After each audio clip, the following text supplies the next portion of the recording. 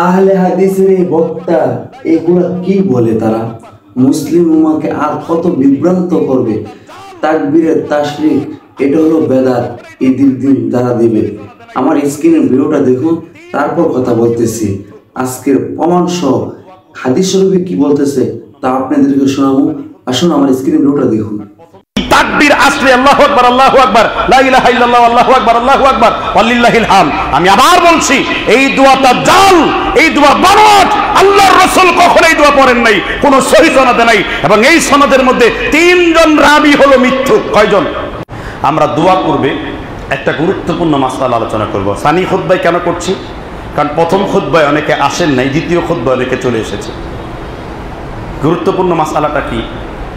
আমরা ঈদের মধ্যে যে তাকবীর দিব, তাকবীরে তাশরিক দিব না? কি কি তাকবীর দিব? আল্লাহু আকবার, আল্লাহু আকবার।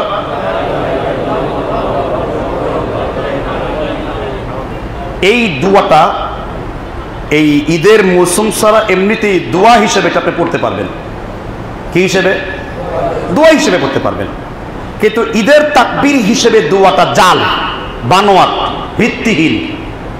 আমি আবার বলছি, আপনি যে দোয়াটা ঈদের তাকবীরের জন্য পড়ছেন, আল্লাহু আকবার, আল্লাহু আকবার, লা ইলাহা ইল্লাল্লাহ, আল্লাহু আকবার, আল্লাহু আকবার, ওয়ালিল্লাহিল হামদ, দোয়াটা জাল। দোয়াটা কি? তবারানীতে হাদিসটা উল্লেখ রয়েছে। এই হাদিসের সনদে তিনজন রাবীর উপর আপত্তি রয়েছে। কয়জন রাবী? এক, আমর বিন শিমার, তিনি হলেন মিথ্যুক, ইমাম বুখারী তাকে মুনকারুল হাদিস বলেছেন। দুই, জাবের আল জুফি, ইমামে আজম আবি হানিফা তার উপর বলেছেন সে হলো সাইয়্যিদুল কাযযাব, সে শুধু মিথ্যাবাদী নয়, সে মিথ্যাবাদীদের সর্দার, মিথ্যা ছাড়া সে হাদিসই বলতো না। কয়েক বছর ধরে চলে আসছে। হানাফি, আহলে হাদিস সবার কাছে এই দোয়া চলে আসছে।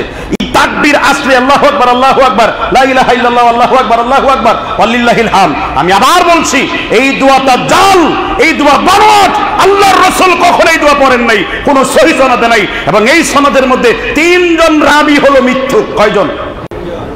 আপনি বলছেন না আহলে হাদিস, আপনি বলছেন না আমি সহিহ হানাফি। জাল হাদিস প্রচার করা হালাল না হারাম? ইমাম যায়েদ বিন আরকাম রাহিমাহুল্লাহ বলেছেন, মান আমিলা খবর, কার কাছে যদি খবর যায় কোন হাদিস হলো জাল বা বানোয়াট, লা ইউমালু বিহি মুতলাকান, তা দিয়ে কোনো আমল করা যায় না। ওয়া আন্নাল উজুদা কাআদাম, জাল হাদিস থাকা না থাকা সমান কথা। এবং যে ব্যক্তি জেনে বুঝে জাল হাদিসের আমল করে, ফাহুয়া মিন খাদামিশ শায়াতিন, সে টাটকা শয়তানের খাদেম বলে বিবেচিত হবে। আপনি শয়তানের খাদেম হতে চান? প্রথম কথা হলো এই দোয়াটা জাল। এই দোয়াটা কি? আমি বলি নাই, হাদিসের সনদ হিসেবে বলছি। কি সনদ হিসেবে? কিন্তু দোয়াটা আপনি পড়তে পারবেন দোয়া হিসেবে, ঈদের তাকবীরের দোয়া হিসেবে না। এমনি দোয়া হিসেবে আপনি কি করতে পারবেন? এমনি দোয়া হিসেবে আপনি কি করতে পারবেন? আপনি বলবেন আল্লাহু আকবার, আল্লাহু আকবার, লা ইলাহা ইল্লাল্লাহ, আল্লাহু আকবার, আল্লাহু আকবার, ওয়ালিল্লাহিল হামদ। আপনি দোয়া হিসেবে পড়তে পারবেন, কিন্তু ঈদের তাকবীরের সাথে সুন্নাত মনে করে পড়া বিদআতের গুনাহ হবে। তারা কি আলেম? আমার মনে হয় তার কোরআন হাদিস পড়ে নাই, হাদিসও পড়ে নাই। এ কথাগুলো কিভাবে বলতেছে?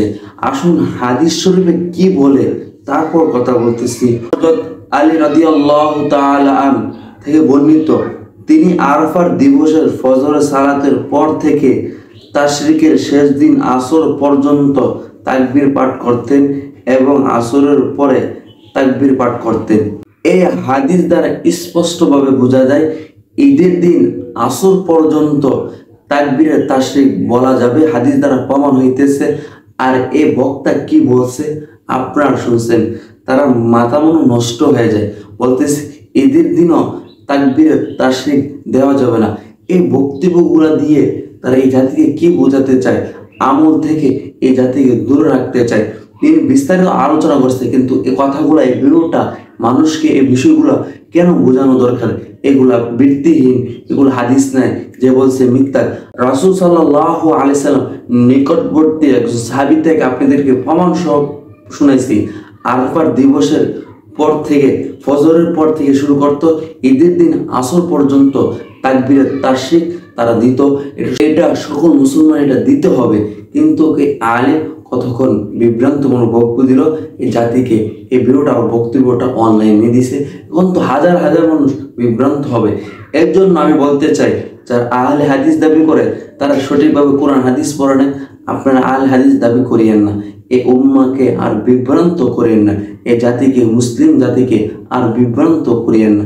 এখনো সময় আছে, কোরআন হাদিসটা বোঝার চেষ্টা করুন। এই বিষয়ে আমি আপনাদের সামনে বিভিন্নভাবে উপরে লেখাটা দিছি, বিস্তারিত ওই লেখাগুলো পড়লে আপনারা কি বুঝতে পারবেন। কমেন্ট বক্স আমি দিয়ে দেবো। আজকের ভিডিওটা শেয়ার করে সবাইকে দেখার সুযোগ করে দিবেন। আজকের ভিডিওটা পর্যন্তই। ভালো থাকবেন, সুস্থ থাকবেন। আসসালামু আলাইকুম ওয়া রাহমাতুল্লাহি ওয়া বারাকাতুহু।